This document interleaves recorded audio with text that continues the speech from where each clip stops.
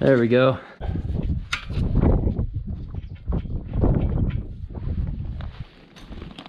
Let's check this other stuff out. I mean, that looks okay. It does. I think that gas is bad, so. Okay, so we're gonna, got the oil emptied out. I don't have any oil here. I gotta go get some, so we're gonna go get that and fill her up with gas, and we'll take her home, try to start her. Don't want to start these without water going through them.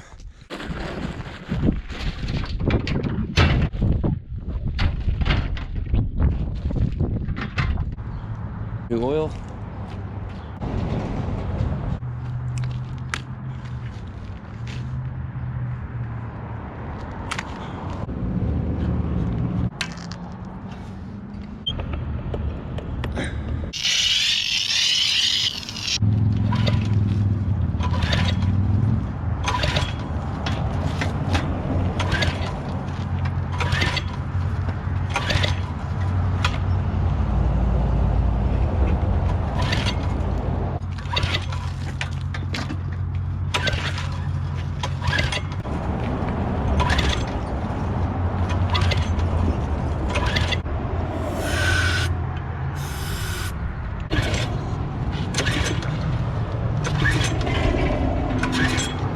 Fuel on fire.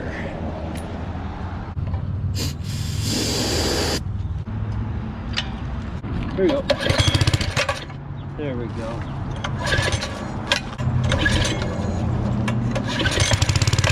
Oh,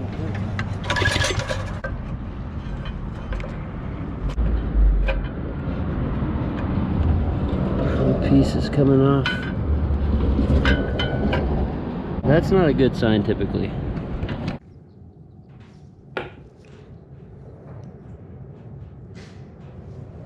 Straight in there. Probably change that water out, but 30 minutes.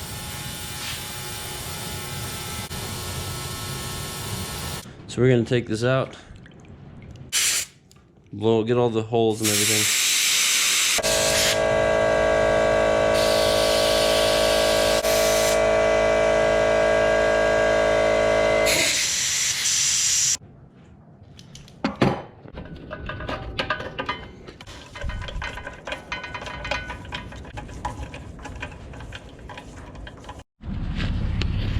Give this a little bit of a attention. This is leaking probably because it's all rusty. I mean, it's really rusty, so. That went a lot better. It's probably still gonna leak.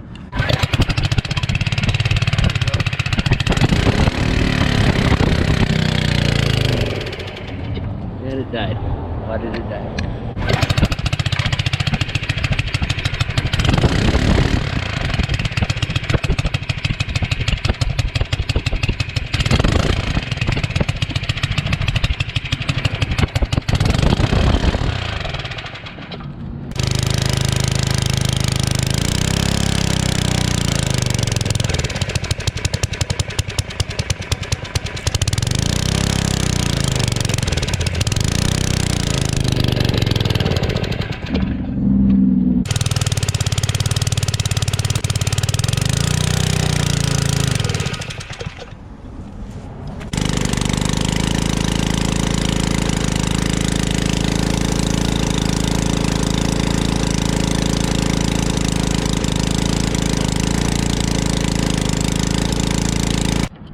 Something's not right. It's not running at full power.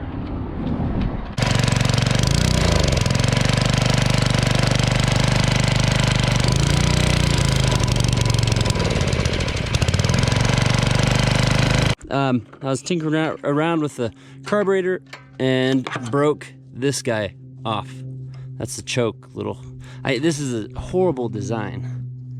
It's this plastic that literally, like, even just to push it past that little spring, it's literally flexing. So it's, I mean, it's bound to break. And anyway, I broke it on accident, not actually using it. I just bumped into it. So I broke it. So I found a carb just the same as this one for $10 on Amazon. I bought it. I put it in. This slide fits right in there.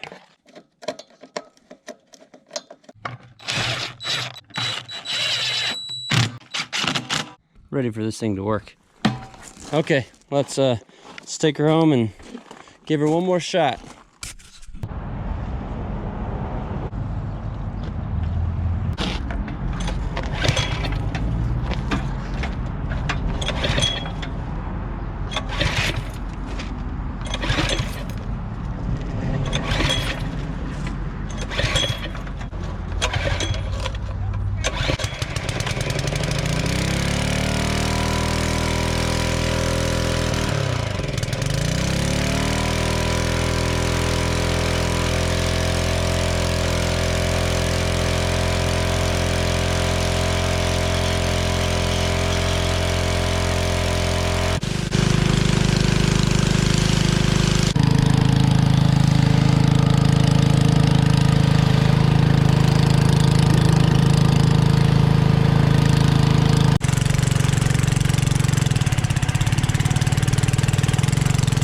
So turn it on and it runs fine for a minute, and then this little nozzle here will start steaming, it looks like, and this will be pretty hot, and it'll shut off or try to shut off. And I got I'm throwing water through it the whole time, so it should be cooling. It seems like the pump's overheating.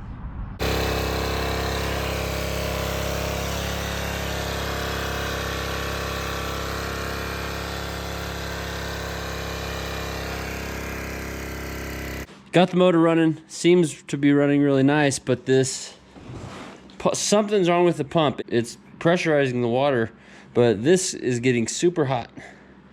I'm gonna take this off and just see if I can look at it and see if there's anything noticeably wrong with it.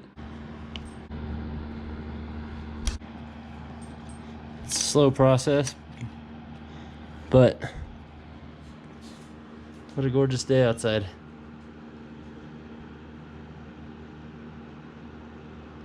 All right.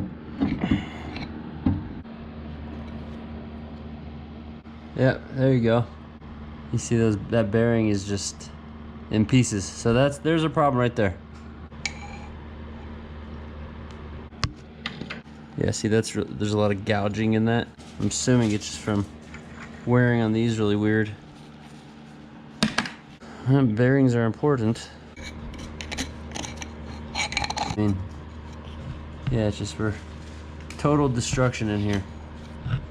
If you've ever looked into like pumps, they're pretty expensive. So I'm moving these springs around, these little pistons, and they seem like they're working. And I feel pressure in there, like, you know. And it was when I was running this thing, it was pressurizing this water. So I think this pump is actually working. I need to try to find a puck and one of these roller bearings that has the exact diameter that I'm looking for. You can find online parts diagrams for pretty much anything nowadays, so this is it. You know, that's the roller bearing assembly right there. So I need to look at that part number and order it. So I was looking for that bearing online, and I was having a little bit of trouble. I was getting a little frustrated. So what's the solution to that? Well, plan ahead. Okay, so let's take a look at what went wrong. So this is I think they call it the wobble plate. And you have a bearing, a thrust bearing, and then followed by this about a 1/4 inch thick washer.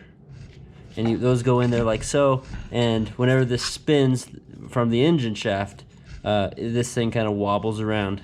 And when that wobbles, it compresses one at a time these pistons, you know, in kind of a wobble motion like that. So what happened with this one is you need some sort of buffer between this wobble plate and that, so there's no spinning occurring, grinding on these, which is why you have the bearing and then this washer. Where we're at right now is I got a new bearing to replace this one, and I have this existing plate here basically has some damage, so it's been gouged out. So I need to flatten this out before I reinstall it.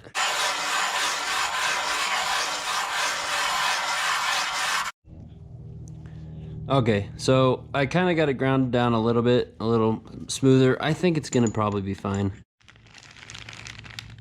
So here's our bearing.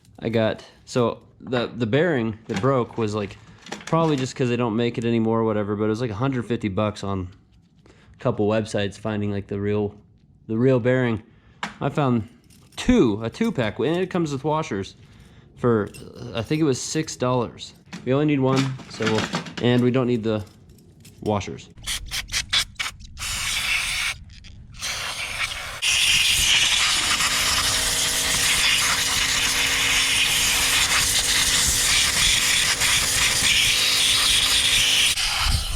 Look at all that stuff coming out. And in here, I see a bearing right there, and there's a couple pieces of metal.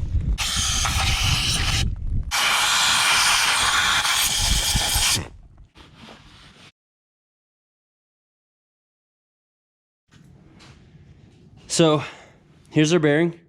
This bearing will go against the wobble plate, like so. And you can see it fits nicely in there.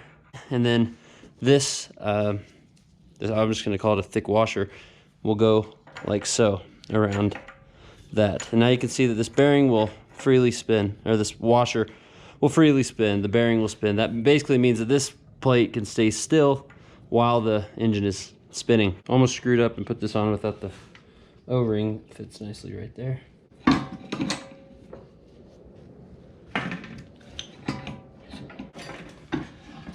If I can get one of them in.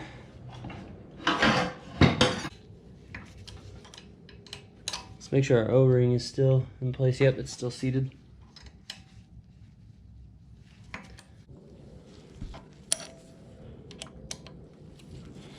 Slow but steady.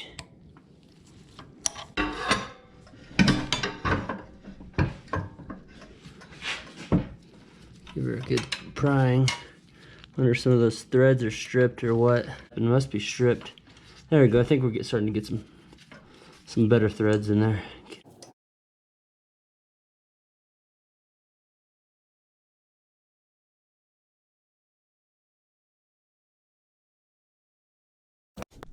Okay, so I went back and actually undid those and Loctited all 4 of those bolts.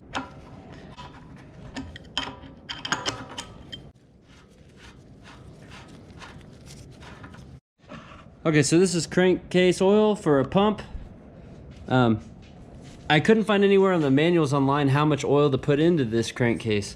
So I called Briggs & Stratton, who makes this engine, and they told me to put 7 ounces. So 475, 7 ounces ends up being around right here.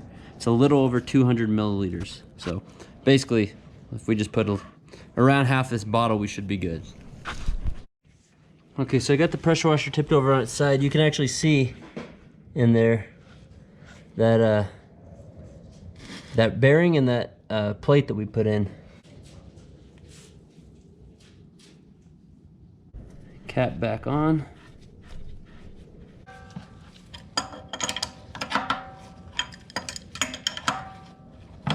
There we go. Let's take this thing back to the house, get some water running through it, and cross our fingers.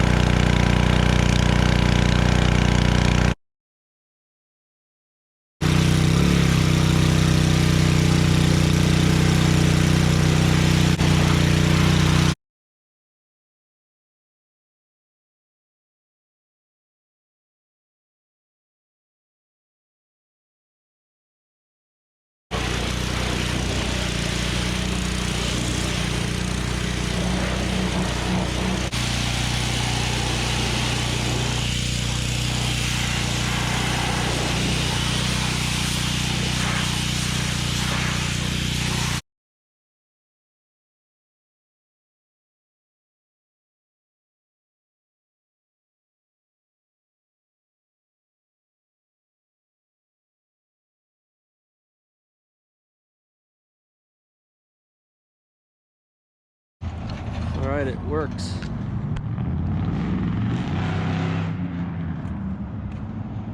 Got my truck all cleaned up. It's the first time in 2 years I've washed my truck.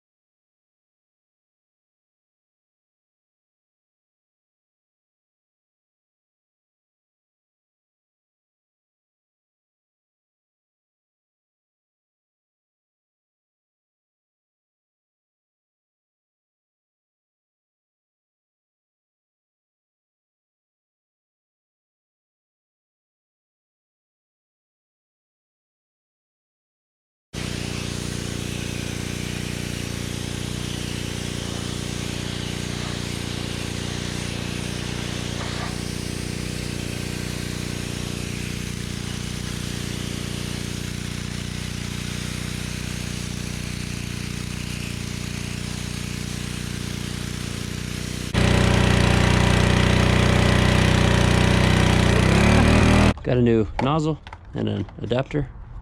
It's just threads on there.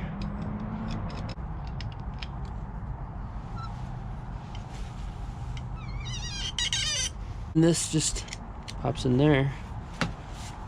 Just goes back on as it was. I'm hoping this gives it a little more power.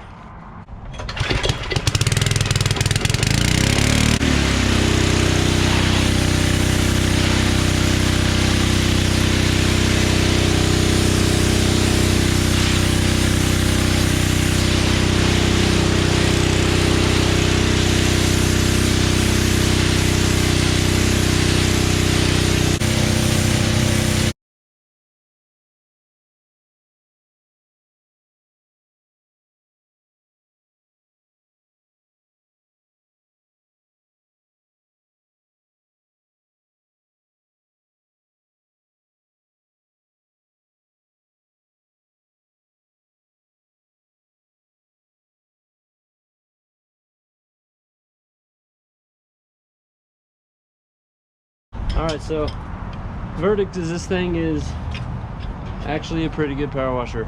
I replaced that nozzle on there and it seemed to really start working a lot better. It's actually usable now. I can actually clean the driveway off here.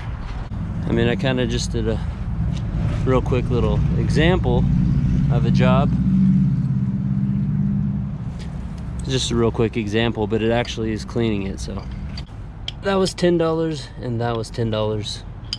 This wand is $20 and it comes with that nozzle if you need to replace the whole thing. Okay, that's all. See ya.